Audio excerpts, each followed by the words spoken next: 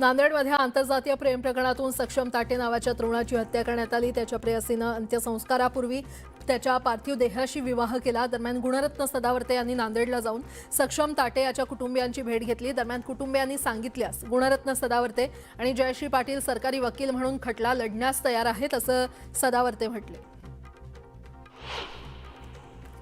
नांदेडमध्ये विजातीय प्रेम प्रकरणातून सक्षम ताटे या 19 वर्षीय युवकाचा खून झाला। त्याची प्रेयसी आचल मामिडवार हिनं सक्षमच्या पार्थिव देहाशी लग्न केलं। वडील आणि 2 भाऊ यांच्या विरोधात आचल हिनं पोलिसात साक्ष दिली।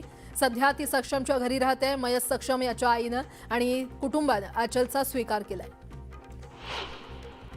सक्षमसोबत 3 वर्षांपासून प्रेमसंबंध असल्याचं आचल हिनं सांगितलं। कुटुंबियांनी दिलेल्या धमक्यांच्या दबावातून सक्षम विरोधात वर्षभरापूर्वी आपण पोलिसात तक्रार केल्याचं तिनं सांगितलं। मी स्वतः सक्षमसोबत पळून जाण्यास तयार होते, पण माझ्या वडिलांची बेअब्रू होईल असं म्हणूनच सक्षमनं थांबवल्याचंही तिनं सांगितलं।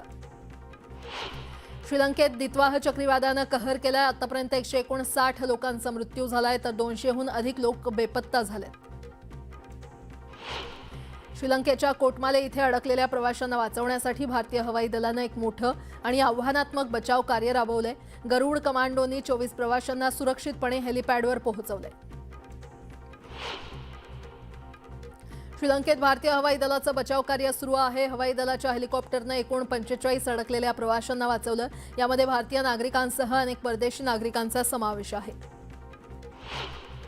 ऑपरेशन सागर बंधू अंतर्गत श्रीलंकेला 10 टन मदत साहित्य पाठवण्यात आलंय अशी माहिती परराष्ट्र मंत्री एस जयशंकर यांनी दिलेली आहे। सर्व साहित्य आणि वैद्यकीय पथक कोलंबोला रवाना करण्यात आले।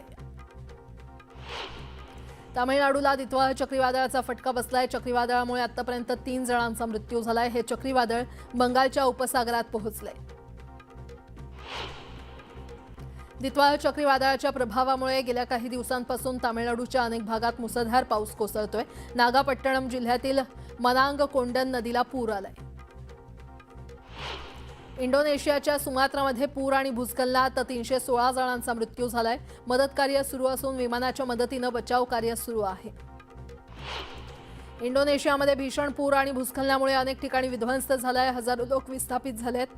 हेलिकॉप्टर आणि नौदलाच्या जहाजांकडून रेस्क्यू ऑपरेशन सुरू आहे। अमेरिकेतील मिशिगनमधील ग्रँड रॅपिड्समध्ये बर्फवृष्टी झाली आहे। यामुळे वाहतूक मंदावली। मध्य पश्चिमेकडील तीव्र हिवाळी वादळामुळे परिस्थिती आणखी बिकट झाली आहे। उत्तर प्रदेशच्या बदायूमध्ये टँकरच्या धडकेत एका व्यक्तीचा मृत्यू झालाय। बगरैन भागात गौरीशंकर कॉलेज जवळ ही दुर्घटना घडली। अपघाताची धक्कादायक घटना सीसीटीव्ही कॅमेऱ्यात कैद झाली आहे। यूपीच्या गोरखपूरमध्ये हनुमान प्रसाद पोद्दार हॉस्पिटलमध्ये भरधाव कारनं कॅम्पसमधल्या वाहनांना जोरदार धडक दिली। 2 लोकांनी घटनास्थळी धाव घेत लोकांचा जीव वाचवला। या घटनेनंतर हॉस्पिटलमध्ये धावाधाव उडाल्याचं पाहायला मिळालं। जिम कॉर्बेटमध्ये जंगल सफारीसाठी गेलेल्या वाहनाच्या मागे तस्सर हत्ती आल्याचं पाहायला मिळालं। हत्ती आल्यामुळे कारमध्ये बसलेल्या पर्यटकांमध्ये भीतीचं वातावरण पसरलं होतं। यावेळी ड्रायव्हरनं कारचा वेग वाढवत लोकांचा जीव वाचवला। हरियाणाच्या पानिपतमध्ये धावते रेल्वे पकडण्याच्या नादात एक महिला प्लॅटफॉर्मवर पडली। यावेळी रेल्वे स्टेशनवर असलेल्या जीआरपी जवानानं महिलेचा जीव वाचवला।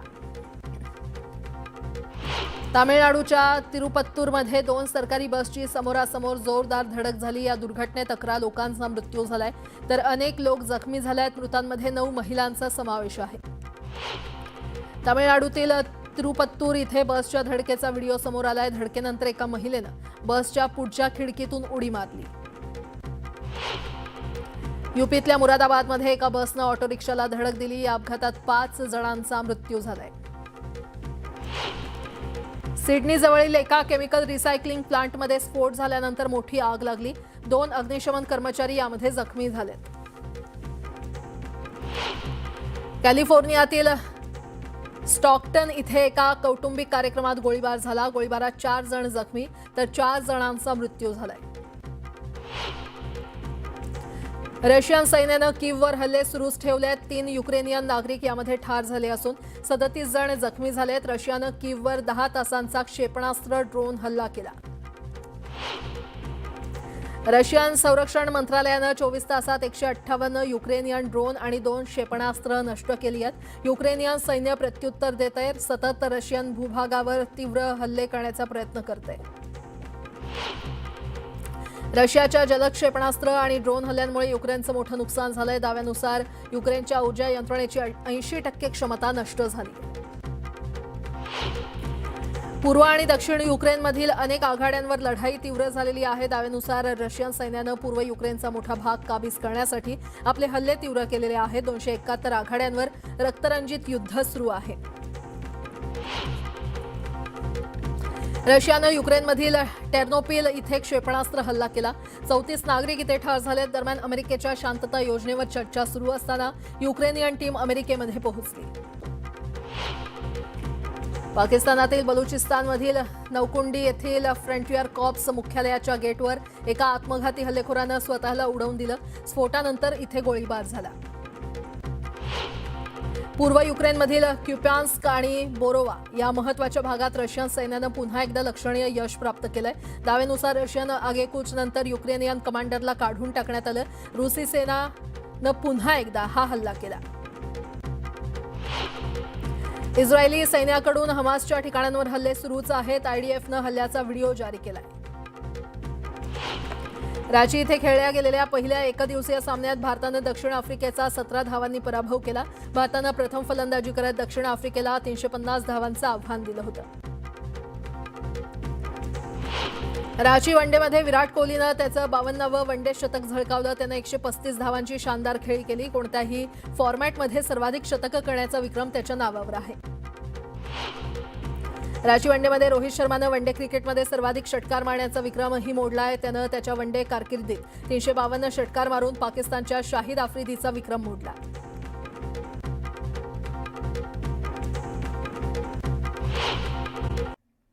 मालवण नगर परिषदेच्या निवडणुकीच्या प्रचाराकरता शिवसेनेचे एकनाथ शिंदे यांच्या उपस्थितीमध्ये सभा पार पडली.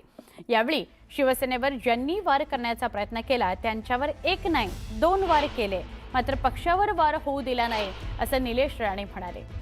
एकनाथ शिंदे यांनी तिकीट दिले, त्यांची सभा कधीच सोडणार नाही असं निलेश राणे म्हणाले.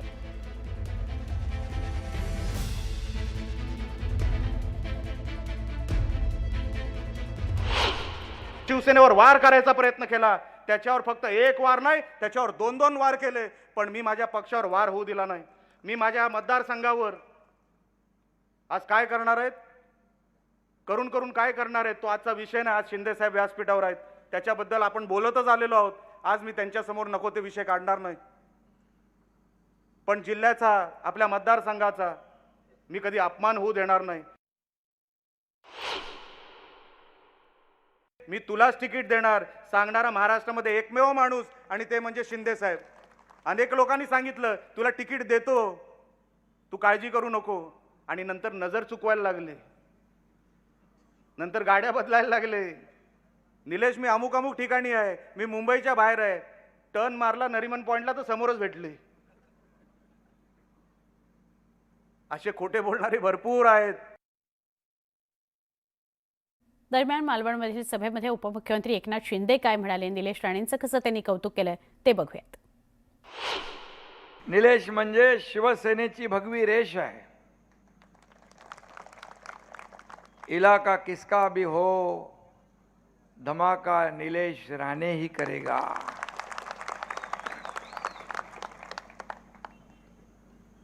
शिवसेनेचे खणखणीत नाणं म्हणजे निलेश राणे, शिवसेनेचं खणखणीत नाणे म्हणजे निलेश राणे. हेही मी या ठिकाणी सांगतो. वर्षभरामध्ये केलेलं काम आणि लोकांसाठी केलेले प्रयत्न हे आपल्या समोर आहेत, आणि म्हणून पराभव दिसायला लागला की अनेकांचे दशावतार सुरू होतात.